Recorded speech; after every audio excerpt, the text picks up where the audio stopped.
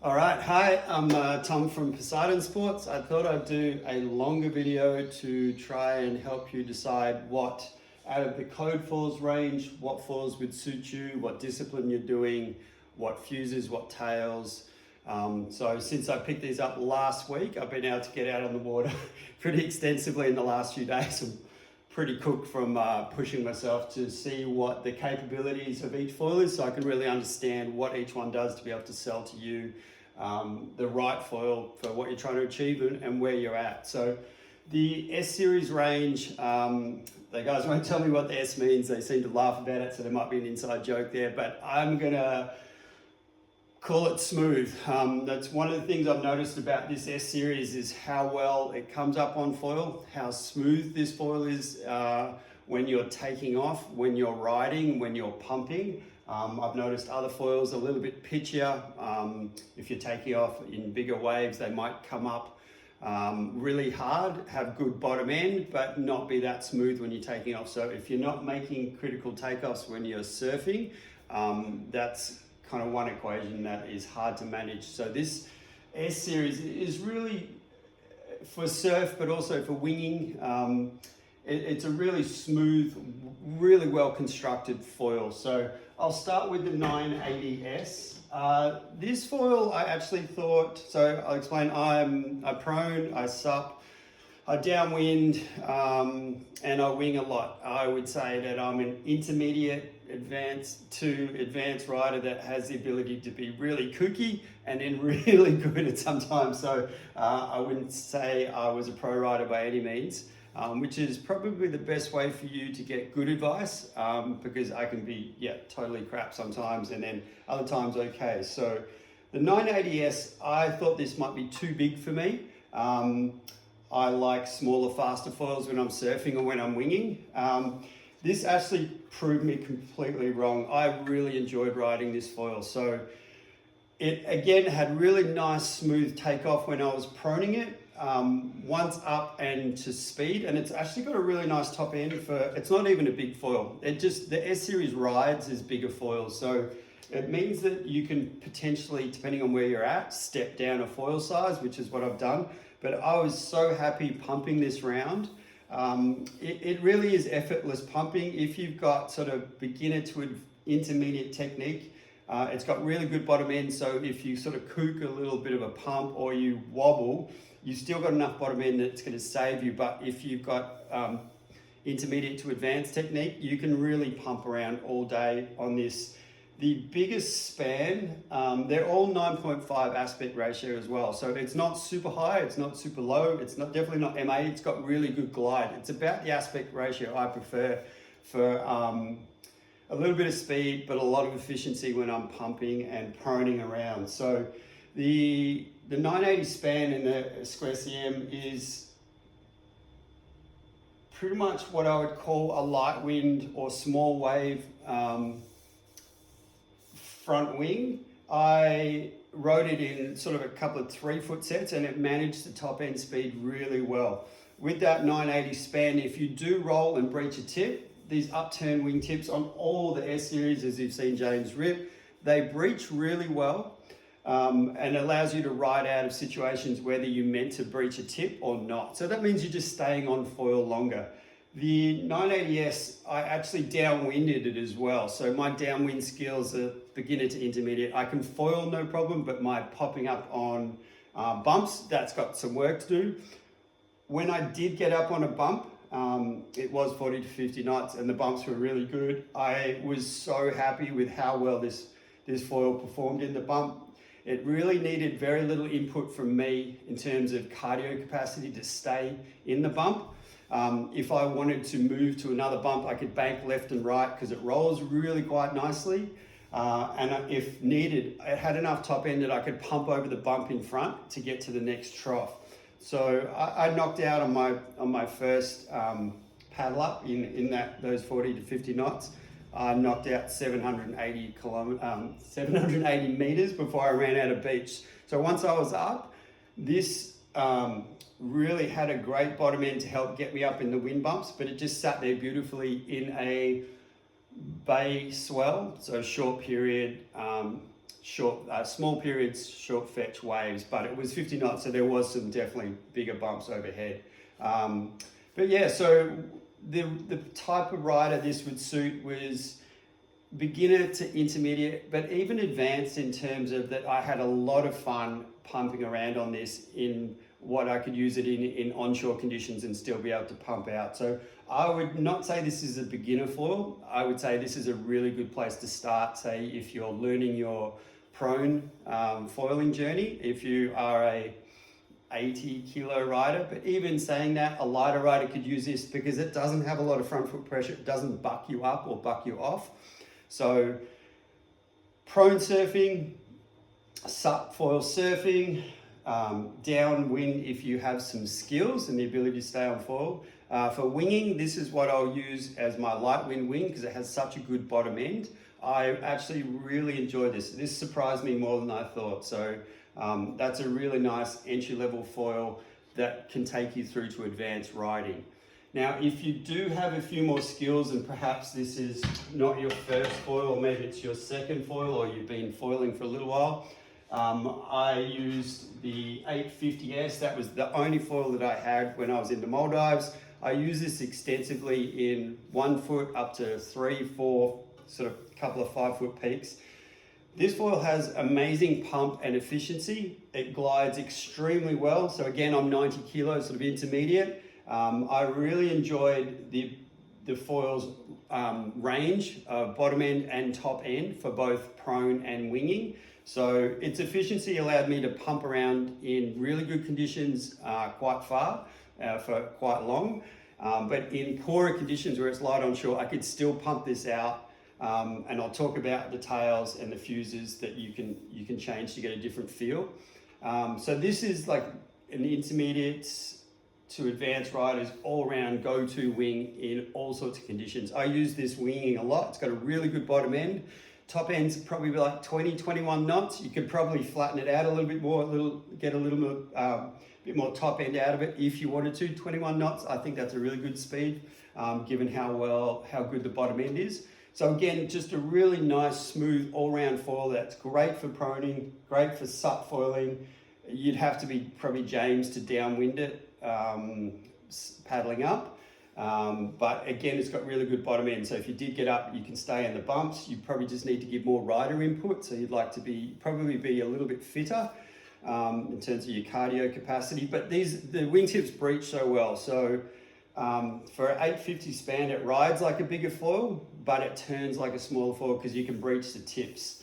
That gives you a really good range. So a lighter rider could ride this as a beginner, but intermediate to advanced and heavier riders, and I'm 90 kilos, can ride this in all sorts of conditions for both prone, sup, and then for winging. It just was a really nice all-round go-to foil where maybe the wind's a little bit fickle, but you get enough of a gust to get up really quite easily, and you want to ride something smaller than your 980. So freestyling, you'll have to ask Marcus about that. I don't have the left ACL, so I don't jump. So that's generally wave riding and just winging around, having heaps of fun. What I have been waiting for to turn up was the 720S. I really am impressed by this foil because of its size. A little bit less wingspan just means that this foil rolls a little faster, a little less chord, even though it's the same aspect ratio, means it's a little more efficient through the water. I've found with riding other 700 square meter front foils that if the conditions aren't perfect, if I don't keep the foil nice and high in the water, that they can drop out in not perfect conditions. So I've been really happy that in sort of 10 knot, 1 foot low period, sort of mushy surf, that this foil had enough lift to get me up, and it had enough bottom end due to this really nice profile that I could pump it around in 10 knots. Obviously when it's 10 knots onshore and you're pumping into it, you're generating a lot of apparent wind. So it's the time when you can stall out, but paired with the right fuse and tail, this had really good bottom end that allowed me to ride a smaller foil in what I would have thought would have been a bigger foil condition. So again, most of these foils ride as bigger foils, but because of the span and the way they breach, they surf as smaller foils. For winging, I haven't had a couple of good sessions on this yet due to really fickle wind. I was really impressed that when I got a gust in 12 knots with a medium tail, medium fuse and the 142 tail, I was still able to get it up with good hand wing pumping technique and a downwind board. So again, you just need velocity, forward speed to get this up. Once it was up, I was able to pump it around. It didn't drop out when I pumped it. It rolls really nicely. I can still tack it as long as I maintain speed through the tack. So again, if you're an advanced prone rider, 90 kilos and under, you're gonna love this as your go-to prone foil. Subfoiling, you wanna be quite proficient. You've got a bigger board, so it depends on your weight. I haven't tested it out yet, but any foil that you can keep at speed, it's gonna have that lift. So it's that lift to velocity drag ratio. For winging, this is going to be my go-to wing. Anything above 15 knots and not fickle with waves, I'm just going to throw this on, and I reckon I can get a really good top end speed out of this, maybe 22 knots, which is as fast as I really want to go. Anything over that, when you stack on an 85 centimeter mast, your neck starts to know about it. So that's the S series. I'm really impressed with it. It can take you from beginner to advanced, and where your ability to personalize this equipment comes into the range of tails and the range of fuses that we've got. I look at fuses in two different ways, and they're 3 centimeters different, so there's 6 centimeters difference between the small and the large. If you think about a short wheelbase car turning around a roundabout, that's a tighter turn. It's more pitch sensitive. So in terms of freestylers, if you really want to jump, you can get quick, dramatic changes in pitch. If you've got a good pump cadence, you can get the benefits of, if you have a good efficient pump, you get the benefits of fast pumping cadence and really tight turning. If you think about a longer wheelbase vehicle turning around a roundabout, the turn is not as tight. It's a more drawn out turn, which is definitely not a bad thing, especially if you're riding bigger waves or if you're learning. But the pitch sensitivity is dulled down because it's really stable. It also gives more leverage to the tail wing, which is further away from the front wing. So both have its place. I proned the large fuselage and it just drew out my turns, but you could definitely feel as you're banking into a turn and accelerating how much more stable that is. It's not massive, but it's noticeable, and it does round out the turn a bit. I haven't had enough time to play on the small fuse. I've just actually found that the medium fuse has done everything I wanted to do. I find it the perfect sort of length to be able to work with how I pump and my cadence. But the other thing I like is that when I'm pumping up winging, that I can adjust the front wing because it's more of what I'm used to quite quickly when I want to pump it up. The longer fuse had just a slightly different way to get it up. I tend to rely on more board speed, so it comes up quite stable, whereas I enjoyed that I could change the pitch rapidly. I haven't winged the small yet, but I definitely think that's going to be great when it's windy and you want to do tight pocket turns. So I recommend the medium fuselage as an all-rounder. Then if you go small, you really want to know what you're doing and why you're doing that. The large would be great for beginners and heavier riders that want to get pitch stability. And a little bit more lift from the tail because you've got a longer lever, so you get more leverage. So in terms of tails, I had the 150, and that's centimeters, so squared. So the 150 is your perfect sort of all-rounder, same sort of aspect ratio as the front wings. I really enjoyed this on all foils. The 720, I find it fast and efficient, but also with enough leverage that when it is a little bit onshore, that I could still get enough push and lift from the tail because it's acting like a lever. If I did try the 720 with the 158 to try and see if I could pump it out in sort of onshore conditions. It definitely gave me more lift and changed actually a little bit of front foot pressure. So I think if you're beginning or you're a heavier rider, the 158 would be perfect if you're trying to use a smaller foil. If you're learning downwind and want to subfoil and you're a heavier rider, the 158 paired with the 980 would be a beautiful learn to prone, learn to sup, learn to wing combination. As you get better and you want more efficiency, or if you're a lighter rider, if you're more skilled, you can drop down to the 150 and the 142, so 8 centimeters different. So this is going to be a little bit faster, it's going to be a little bit looser, but you're going to get less leverage from the tail wing. So if you're good at keeping your foil fast and efficient, you can get away with a much smaller tail. It'll yaw a little more, but it'll also roll a little quicker. So this is sort of performance, lighter riders, advanced riders for efficiency. But you can definitely find a place for each of these tails and combinations. I've really enjoyed mixing up what you can achieve and find the bottom end and the limitations of each. So, because everything has pros and cons. So if you are a beginner rider and you're heavier, you're probably not going to start proning on the 720. You're going to start with the 980 and move towards the 850. Using a medium fuselage, I think, is a really good starting point, unless you have a particular reason to go a little bit longer. And we're only talking 3 centimeters. So unless you have really good feels on the foil, you might not notice the difference in the fuse, other than that it is more pitch stable. The two masts, just for proning, I've been using this 75, and this is part of the reason why I jumped on Code. The construction and the high mod is exceptionally well made. I'm not a heavy rider, but I am heavier than some riders that say 80 kilos and under that don't notice as much flex in a mast, especially carbon masts. I used to ride and my hands used to fling around everywhere, and I realized that I was just trying to stabilize the foil while I was riding. So what they've done really well is to sort of beef up this top plate.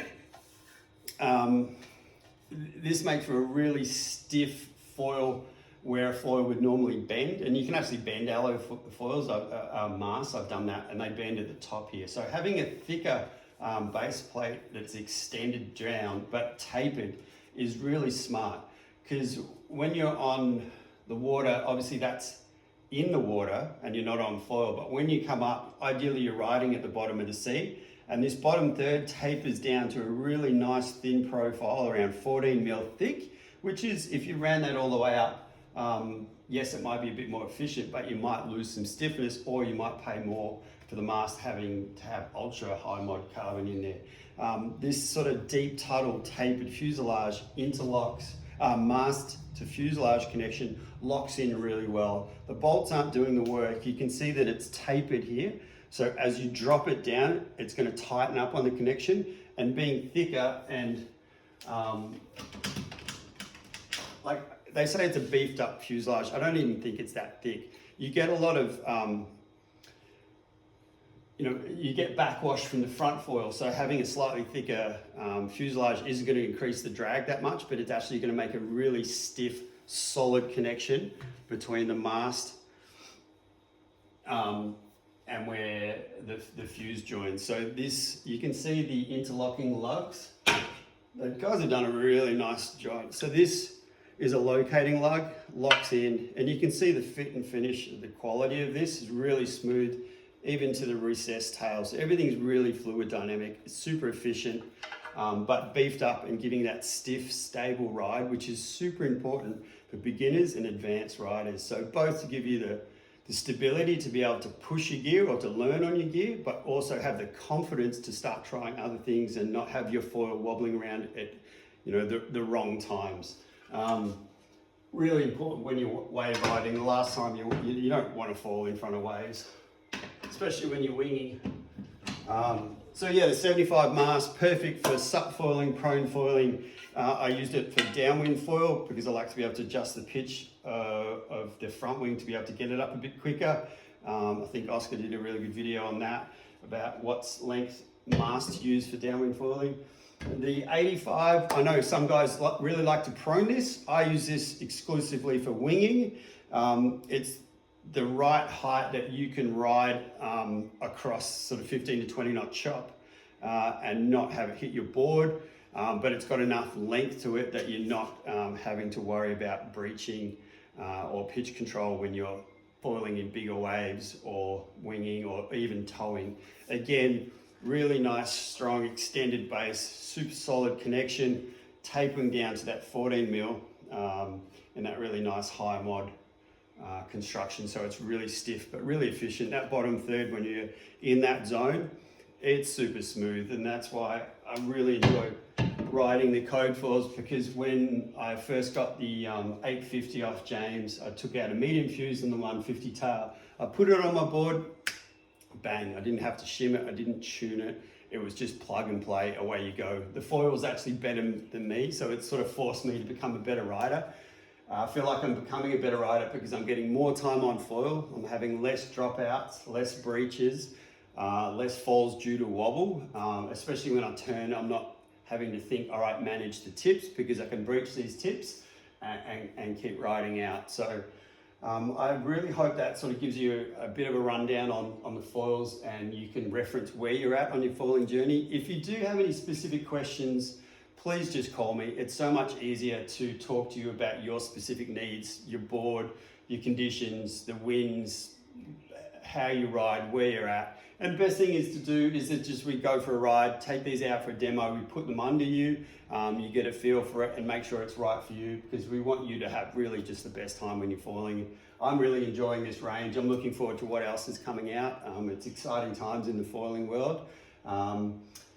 So yeah, really happy to be on board with code, and so please reach out and hopefully we can get you on some code gear and having a great time like me. Thanks very much.